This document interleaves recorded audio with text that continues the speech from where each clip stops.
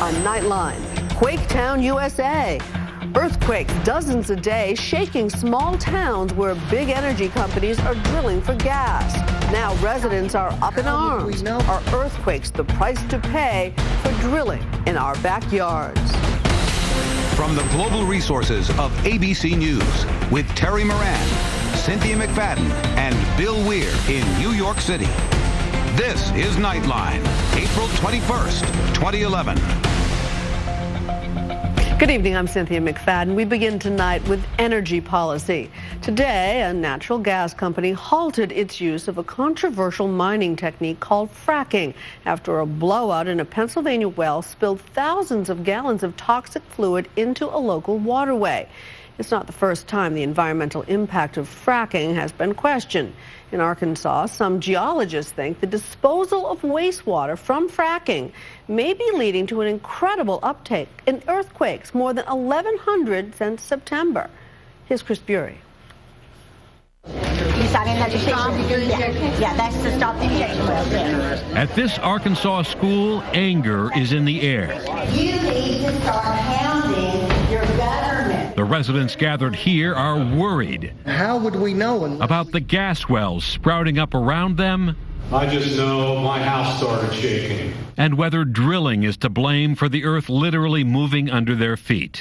The house shook, my cat landed on top of my chest, all my dogs started barking and going off. Nothing happened. What's happening? Earthquakes. More than 1,100 since September.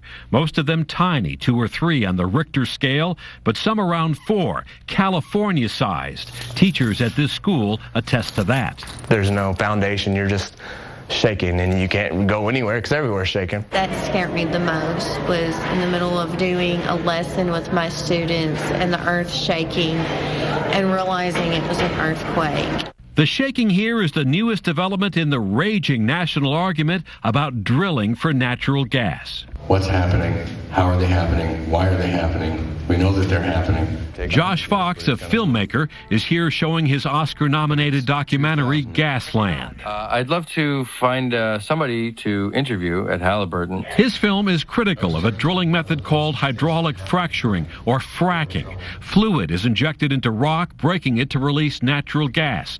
The film focuses on fears about the water supply.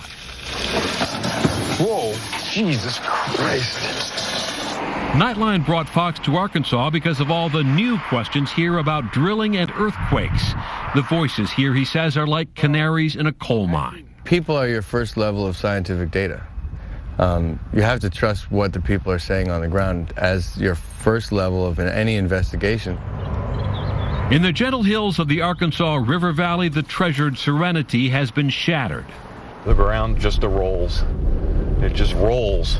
For Dirk de Turk and his neighbors, the shaking began last summer.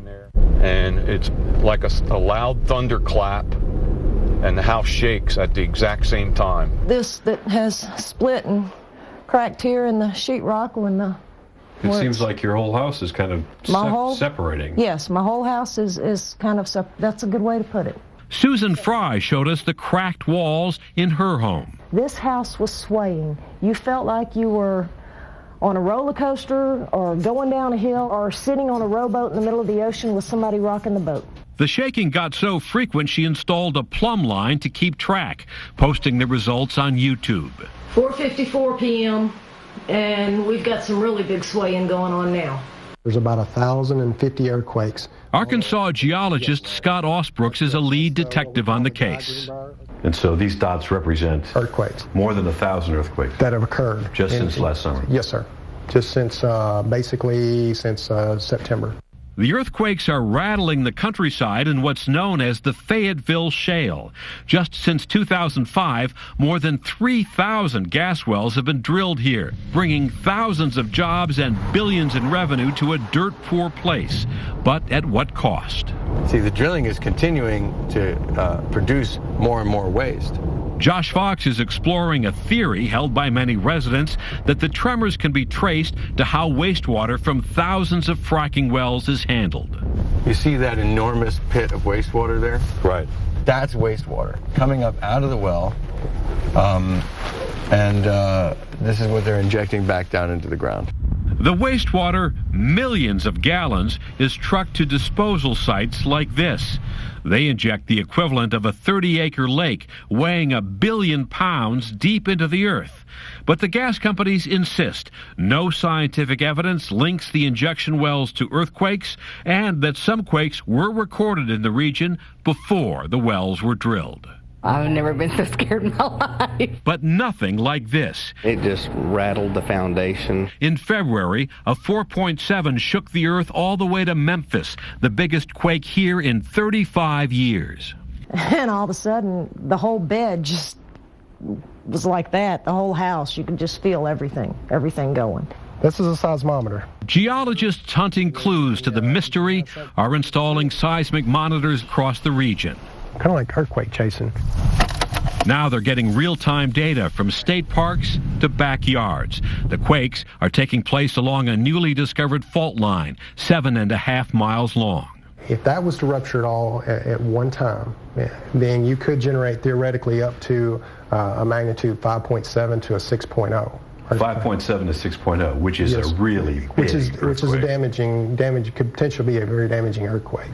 In March, only days after that 4.7 earthquake, energy companies under pressure from state regulators shut down 2 injection wells closest to the fault line, including this one, then owned by Chesapeake Energy. We do not agree with the conclusions. We believe there's a lot of natural seismicity in this area, and there's a lot more subsurface data and facts and science that needs to be brought to bear. We have to side with that public safety concern and address that in a way that maybe science does not totally support. If there's a tie, you have to come down on the side of the residents? Yes, we think the public safety has to rule the day in this particular case. Since the 2 injection wells were shut down, the earthquakes have not stopped altogether, but they have tapered off dramatically. We saw a 50% reduction in the number of earthquakes. 50% reduction? 50% reduction in pretty dramatic. Pretty dramatic. Arkansas has now put a temporary halt on any new disposal wells, and for some here, the evidence is piling up.